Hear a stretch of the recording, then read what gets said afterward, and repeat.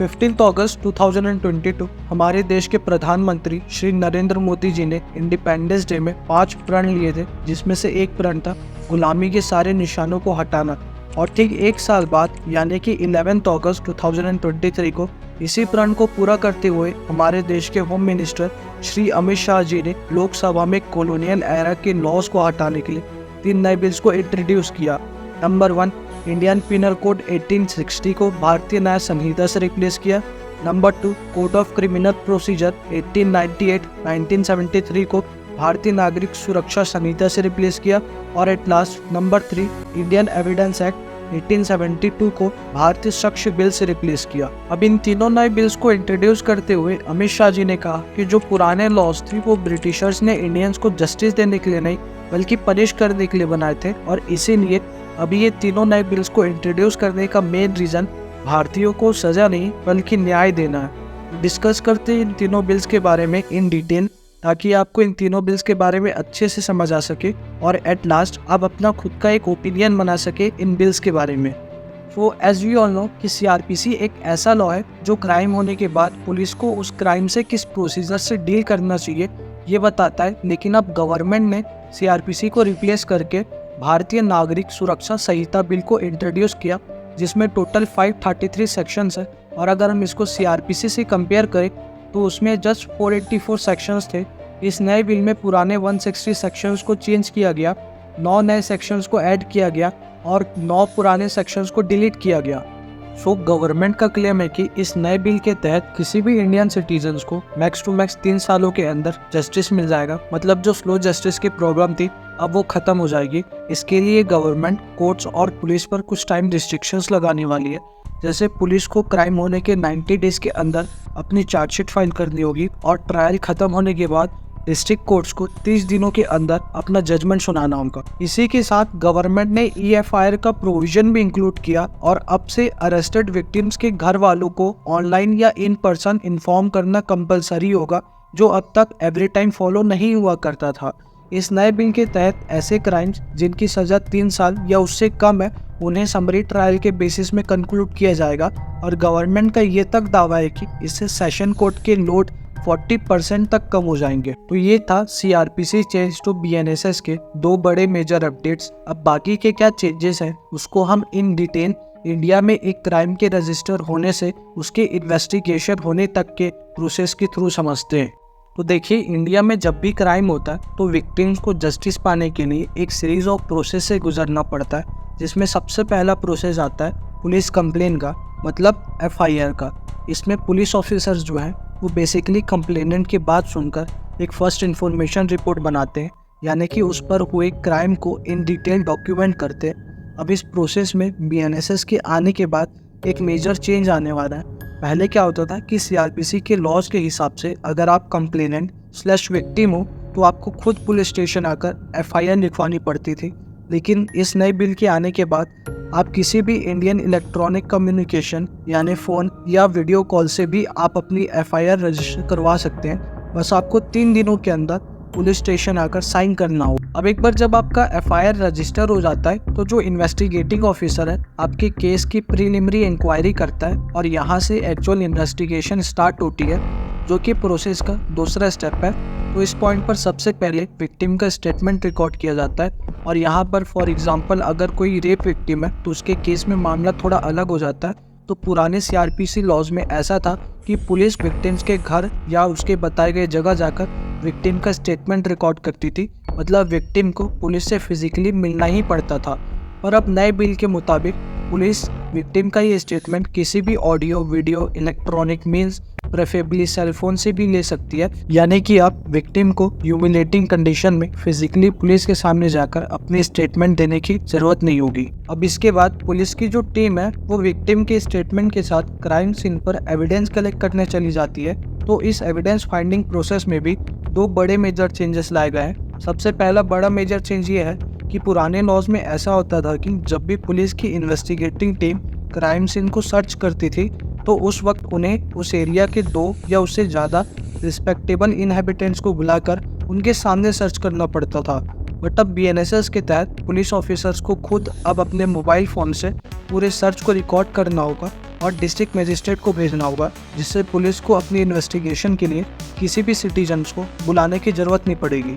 अब दूसरा बड़ा मेजर चेंज ये है कि BNSS के तहत 7 साल या उसके ऊपर इम्प्रिजनमेंट होने वाले सभी ऑफेंसेस के क्राइम सीन को इन्वेस्टिगेट करने के लिए पुलिस को एक फॉरेंसिक टीम को बुलाना मैंडेटरी होगा, जिससे कन्विक्शन रेट इंक्रीज होगा।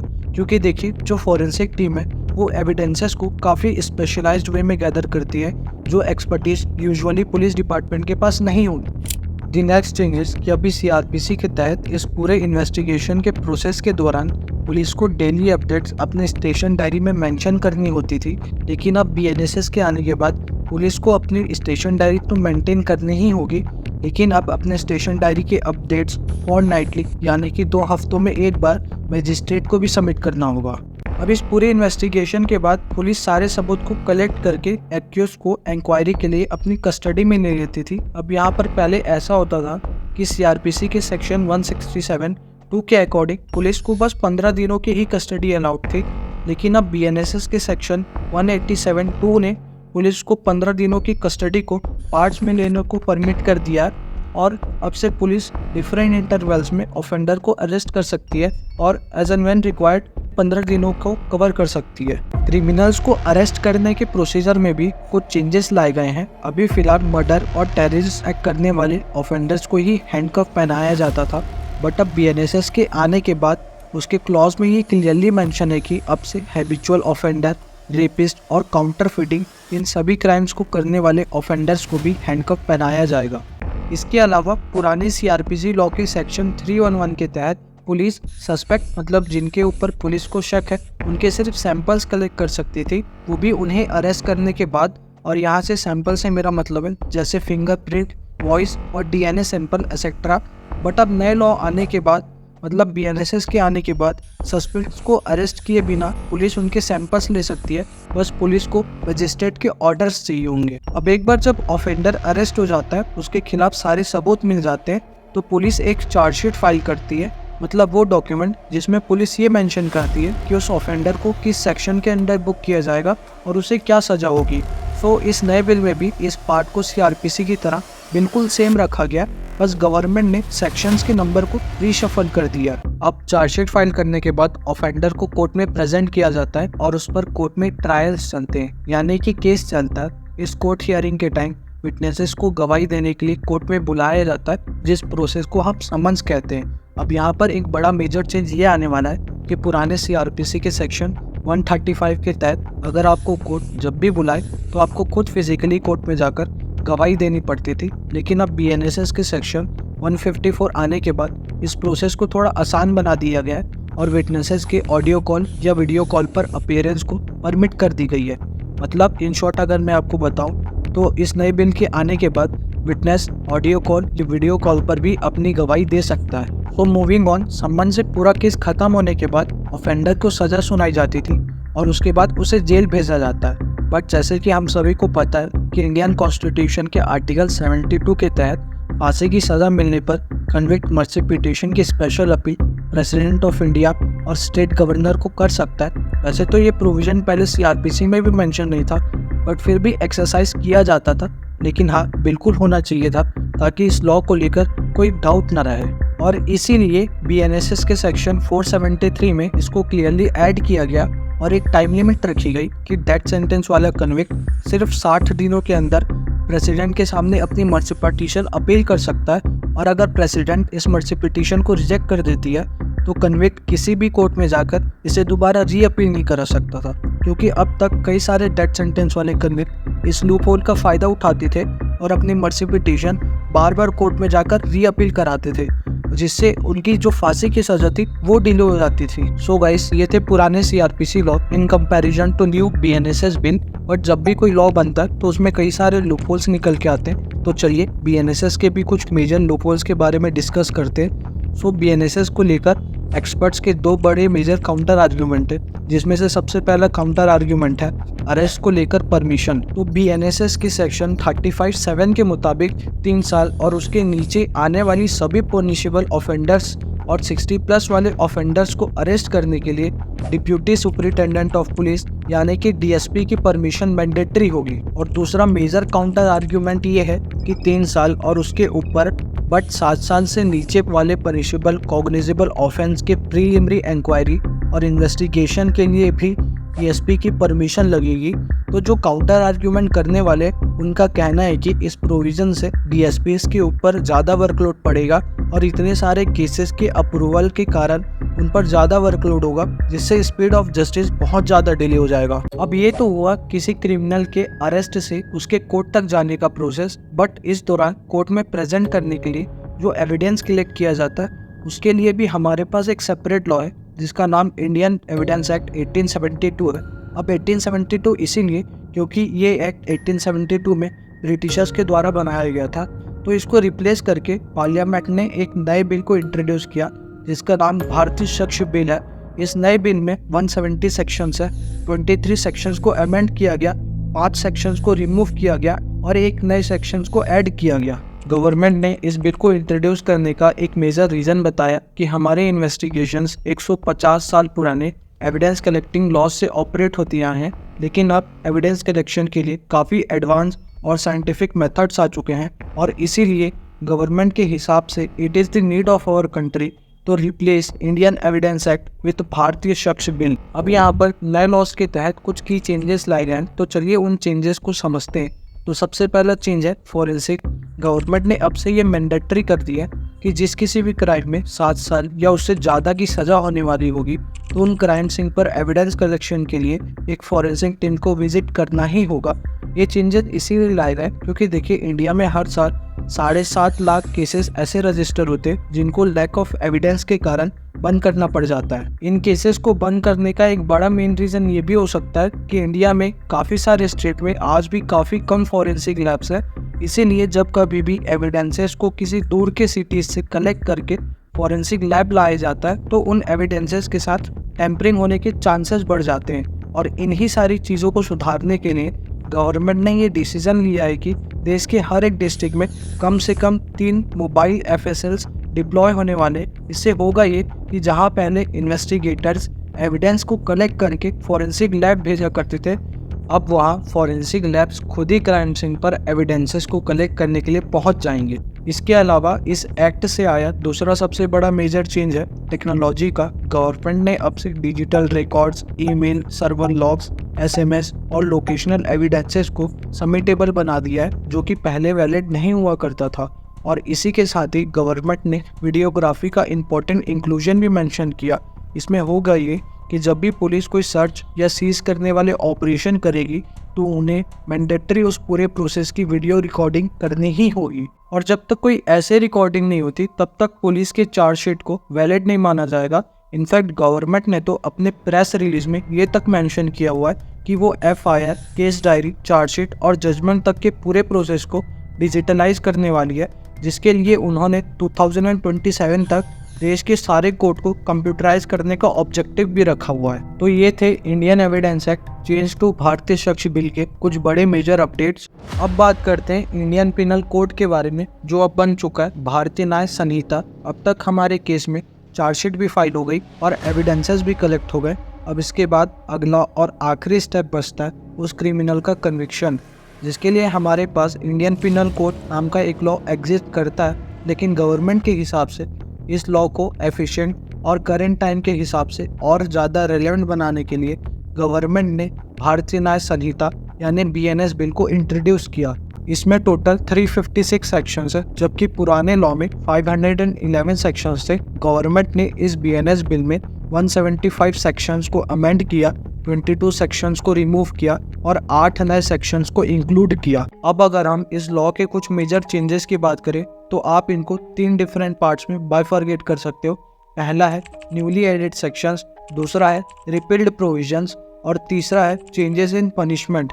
तो चलिए हम इनको डिटेल में समझते हैं। Number 1, newly added sections. तो भारतीय न्याय संहिता में कई नए चैप्टर्स को ऐड करके उनके लिए प्रोविजंस बनाए गए, जैसे कि नए ऑफेंसेस और क्राइम्स को इंक्लूड करना, क्योंकि जैसे मैंने आप सभी को बताया कि जो पुराने लॉज थे वो कॉलोनियल एरा के लॉज थे, तो जाहिर सी बात है कि कुछ ऐसे क्राइम्स होंगे जो तभी एग्जिस्ट करते थे लेकिन उस टाइम पर ब्रिटिशर्स ने जब लॉ बनाया तो उनको उतने रेलेवेंट नहीं लगे।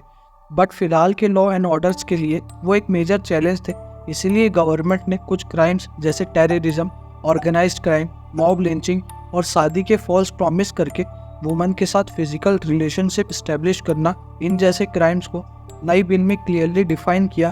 तो चलिए एक एक करके इन सभी के बारे में अच्छे से समझते हैं। इसमें पहला एडेड सेक्शन है कम्युनिटी सर्विस का। इसमें छोटे क्राइम्स जैसे 5,000 रुपये से कम की चोरी, ट्रेन की चेन खींचना, इन सारे पिटी ऑफेंसेस के लिए यूएस के मॉडल को एडॉप्ट करके देश में पहली बार कम्युनिटी सर्विस को इंट्रोड्यूस किया गया। इसमें दूसरा एडेड सेक्शन है मॉब लिंचिंग का। नए लॉ के सेक्शन 1012 के अंदर अगर 5 से ज़्यादा लोग race, caste, language, sex, community या पर्सनल बिलीफ के आधार पर अगर किसी का मर्डर कर देते हैं तो उन्हें कम से कम 7 साल या इवन डेथ पेनल्टी की सज़ा होगी। इसके बाद आता है थर्ड नया added section false promise to marry का। इसमें सभी रीजंस कवर हो जाते हैं, जैसे अपनी आइडेंटिटी गलत बताकर किसी लड़की के साथ सेक्सुअल रिलेशनशिप बिल्ड करना, फॉल्स प्रॉमिस ऑफ मैरिज देकर किसी लड़की के साथ सेक्सुअल रिलेशनशिप बिल्ड करना, या फिर जॉब का लालच देकर किसी लड़की के साथ सेक्सुअल रिलेशनशिप बिल्ड करना।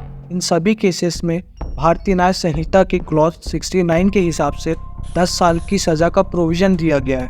फोर्थ नया एडिट सेक्शन है ऑर्गेनाइज क्राइम का। इसमें BNS के सेक्शन 109 में पहली बार ऑर्गेनाइज क्राइम को डिफाइन किया गया है। मतलब वो सारे क्राइम जिनमें कोई गैंग या ग्रुप इन्वॉल्व हो उन्हें ऑर्गेनाइज क्राइम कहा गया है, जैसे कि contract killing, robbery, kidnapping, human trafficking या साइबर क्राइम। अब नॉर्मली इनकी सज़ा 5 साल से ज़्यादा की रखी गई है, लेकिन अगर इस क्राइम में किसी की डेथ हो जाती है तो लाइफ इम्प्रिजमेंट या इवन डेथ पेनल्टी की सज़ा भी दी जाएगी।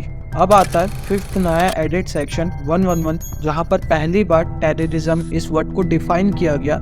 BNS के लॉ के हिसाब से अगर कोई भी पर्सन इंटेंशनली देश की यूनिटी, देश की इंटीग्रिटी और देश की सिक्योरिटी पर खतरा पहुंचाता है या इवन ऐसा ट्राई भी करता है तो उसके एक्टिविटीज़ को टेररिस्ट एक्टिविटी माना जाएगा, और पब्लिक या प्राइवेट प्रॉपर्टी के डिसरप्शन और डैमेज को भी एक टेररिस्ट एक्टिविटी में इंक्लूड किया जाएगा। मगर हम सभी को ये पता है कि टेररिस्ट एक्टिविटी का जो डेफिनेशन है वो पहले से ही UAPA एक्ट में मेंशन है, लेकिन गवर्नमेंट ने इसे BNS के अंदर लाकर शायद उसे ईज ऑफ कन्विक्शन के लिए इंक्लूड किया होगा। और the sixth and the last added section is abandonment outside India for the offence in India. अब देखो, पहले IPC के सेक्शन 108A में ये मेंशन था कि अगर इंडिया में कहीं भी कोई फॉरेनर क्राइम कमिट करवाता है जैसे कि मर्डर, तो उस फॉरेनर को पनिश करने के लिए कोई क्लियर प्रोविजंस नहीं थे। लेकिन अब BNS के सेक्शन 48 में ये क्लियरली मेंशन है कि कोई फॉरेनर अगर इंडिया में क्राइम कमिट करवाता है जैसे कि मर्डर, तो उस पर भी मर्डर के चार्जेस लगेंगे। अब इस नए बिल के तहत दूसरा मेजर चेंज ये है कि गवर्नमेंट ने कुछ प्रोविजंस को डिलीट कर दिया है। तो चलिए उनके बारे में डिटेल में डिस्कशन करते हैं। सेडिशन लॉ, सबसे पहला मेजर चेंज ये है कि गवर्नमेंट ने IPC के सेक्शन 124A को रिप्लेस करके BNS में सेक्शन 150 को इंट्रोड्यूस किया। इसके पीछे का मेन रीज़न ये था कि गवर्नमेंट को सेडिशन यानी कि राजद्रोह इस शब्द को लॉ से हटाना था, लेकिन इसके जगह अब से इंडिया की सोवर्जिनिटी, इंटीग्रिटी और यूनिटी को हार्म पहुंचाने वाले सभी लोगों पर राष्ट्रद्रोह का नया लॉ अप्लाई होगा। राजद्रोह और राष्ट्रद्रोह में स्पेसिफिकली फ़र्क बताने के लिए गवर्नमेंट ने लॉ को इस तरह से ड्राफ्ट किया है जिसमें अब से electronic means, armed rebellion, submersive activities and most importantly encourages feeling of separatist activities जैसे वर्ड जिससे देश को कैसे हार्म हो सकता है, इसको क्लियर मेंशन किया है। साथ ही में इसकी सज़ा तक मेंशन की है। अब इसमें आखिरी डिलीटेड प्रोविजन है सुसाइड का। इस नए बिल के अंदर सुसाइड को क्राइम की कैटेगरी से हटाया गया। इससे पहले IPC के सेक्शन 309 के अंदर सुसाइड को एक क्राइम कंसिडर किया जाता था, और अगर सुसाइड करने वाला इंसान फॉर्चुनेटली बच जाए तो उसे 1 साल की जेल या फाइन का प्रोविज़न था। अब इस नए बिल के तहत तीसरा सबसे बड़ा मेजर चेंज ये है कि गवर्नमेंट ने कई सारे क्राइम्स के पनिशमेंट में चेंजेस लाए हैं। लाइक फॉर एग्जांपल अगर हम एक्सटॉर्शन की बात करें तो पुराने IPC सेक्शंस में इसकी पनिशमेंट सिर्फ 3 साल की थी, लेकिन अब नए बिल में इसको बढ़ाकर 7 साल कर दिया गया। अगर हम रेप की बात करें तो पुराने IPC सेक्शंस में इसकी पनिशमेंट 7 साल थी, लेकिन अब नए BNS बिल में इसको 20 साल कर दिया गया। और बाकी जैसे आप देख सकते